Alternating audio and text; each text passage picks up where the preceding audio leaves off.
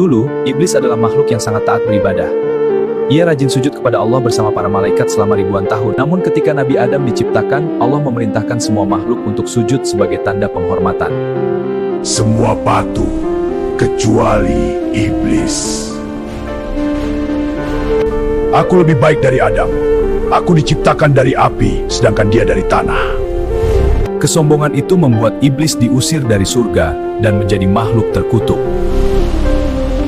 Sejak saat itu iblis bersumpah akan menyesatkan manusia sampai hari kiamat.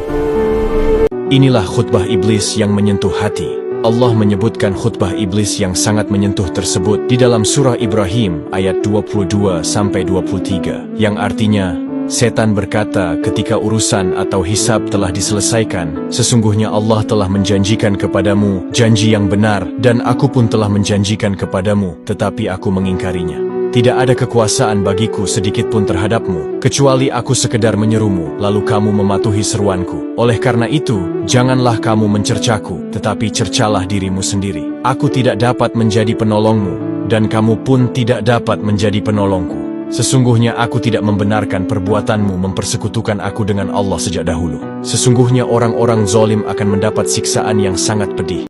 Di lubang terdalam neraka jahanam, di dalam sebuah peti besi berapi, terbaring seorang makhluk yang tersiksa. Wajahnya sudah cacat, matanya melotot keluar. Seluruh tubuhnya dipenuhi ulat-ulat api yang bergerak-gerak.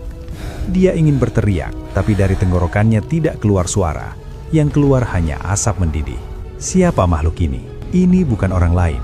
Ini adalah iblis yang terkutuk, yang dulu berkata, "Aku lebih baik dari Adam. Kenapa aku harus sujud kepada boneka tanah yang hina?" Sekarang, setelah 1000 miliar tahun, bagaimana nasib kesombongannya? Sekarang dia sedang apa di kedalaman neraka? Waktu atau masa sangat berharga bagi kita di dunia. Tapi di akhirat, terutama di neraka jahanam, waktu adalah sebuah kutukan. Allah Subhanahu wa Ta'ala memberikan kehidupan kepada iblis sampai hari kiamat. Dia menghabiskan hidupnya dengan dosa dan tipu daya. Tapi setelah hari penghakiman berakhir, ketika keabadian dimulai, saat itulah dimulai penghinaan yang sesungguhnya. Dia bukan manusia, tapi sudah ada jauh sebelum manusia pertama. Dalam Islam, iblis berasal dari golongan jin, tapi pernah berada di antara para malaikat karena ibadahnya. Lalu datang perintah besar. Semua diperintahkan sujud kepada Adam. Semua patuh, kecuali satu. Iblis menolak. Dia berkata, "Aku lebih baik darinya. Aku dari api, dia dari tanah." Sejak saat itu, dia terusir. Tapi sebelum pergi, dia bersumpah akan menyesatkan manusia sampai akhir zaman. Dan sejak hari itu, dimulailah perang yang tak terlihat antara manusia dan iblis. Menurut kamu, kenapa kesombongan jadi awal kehancuran? Jangan melawan iblis dengan ilmu, karena ilmu iblis lebih tinggi. Jangan melawan iblis dengan fakta, karena iblis pandai memutarbalikkan fakta. Jangan melawan iblis dengan berdebat, karena iblis sangat pandai merangkai kata-kata. Satu-satunya cara untuk melawan iblis adalah dengan rendah hati, bersabar, dan menguatkan keimanan, karena sesungguhnya iblis tidak memiliki itu. Aku iblis, pemimpin seluruh pasukan setan. Tugasku mengarahkan mereka mencari celah, sementara manusia sering membukakan pintunya sendiri. Namaku Khanzab, bertugas mengganggu sholat manusia. Sedikit was-was saja cukup membuat banyak orang kehilangan kehusuannya.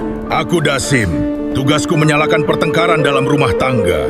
Banyak keluarga runtuh hanya karena bisikan kecil dariku ini. Perkenalkan, namaku Walhan, tugasku menanam keraguan saat berwudu. Banyak manusia terjebak mengulang tanpa pernah merasa cukup. Aku Al-A'war, tugasku menghias maksiat agar tampak indah. Banyak manusia jatuh bukan karena dipaksa, melainkan karena tertipu. Namaku Al-Maswad, bertugas menyebar fitnah dan dusta. Namun ketahuilah, kami hanya menggoda, manusialah yang memilih jalannya. Aku Zalambur, tugasku menyulut keributan dan tipu daya. Anehnya, banyak manusia bertengkar hanya demi keuntungan sesaat. Banyak orang mengira iblis paling sibuk saat manusia berbuat dosa. Padahal, waktu yang paling disukai iblis justru saat kematian, saat tubuh lemah, saat lidah sulit bergerak, saat hidup dan akhirat hanya dipisahkan oleh satu tarikan napas. Kenapa? Karena di saat itulah seluruh hidup manusia dipertaruhkan. Rasulullah Shallallahu Alaihi Wasallam bersabda, sesungguhnya amal itu tergantung penutupnya. Iblis tahu satu hal penting, ia tidak perlu membuatmu berdosa seumur hidup. Cukup membuatmu salah di akhir hidup. Di detik-detik terakhir, iblis datang bukan dengan wajah menyeramkan, bukan dengan api neraka. Ia datang dengan bisikan paling halus, datang dengan kalimat yang terdengar logis. Allah Maha Pengampun, tenang saja. Kamu sudah terlalu banyak dosa, untuk apa berharap? Inilah serangan terakhir, merusak husnul khatimah. Para ulama menjelaskan, iblis tidak pernah putus asa selama ruh belum sampai di tenggorokan. Karena selama itu pula, iman masih bisa digoyahkan. Dalam Al-Quran Allah mengingatkan, dan jangan sekali-kali kamu mati, kecuali dalam keadaan muslim. Perintah ini terasa aneh. Bagaimana mungkin manusia mengatur cara matinya? Jawabannya sederhana, cara matimu adalah cermin dari caramu hidup. Siapa yang hidup bersama Allah akan dipanggil dalam keadaan bersama Allah.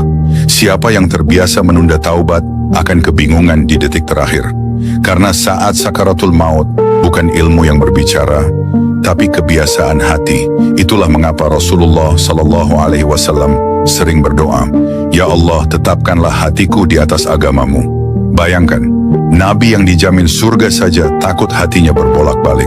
Lalu bagaimana dengan kita? Di saat kematian, manusia tidak diuji dengan syahwat besar, tapi dengan keputusasaan dan tipu daya terakhir. Sebagian ulama menyebutkan, iblis datang menyerupai orang yang dicintai, atau membisikkan keraguan terhadap iman. Bukan untuk berdebat panjang, tapi untuk satu kalimat terakhir. Karena satu kalimat itu bisa menentukan kemana ruh akan pergi. Rasulullah Shallallahu Alaihi Wasallam bersabda, barang siapa akhir ucapannya, La ilaha illallah, maka ia masuk surga. Iblis tahu hadits ini, dan ia akan melakukan apapun agar kalimat itu tidak keluar dari lisanmu. Maka jangan heran, mengapa orang saleh justru lebih takut menghadapi kematian. Bukan karena mereka ragu pada rahmat Allah, tapi karena mereka tahu akhir itu berat. Karena saat kematian tidak ada yang menolongmu, kecuali hubunganmu dengan Allah. Iblis akan datang, itu pasti. Pertanyaannya bukan apakah ia datang, tapi dalam keadaan apa ia menemukanmu.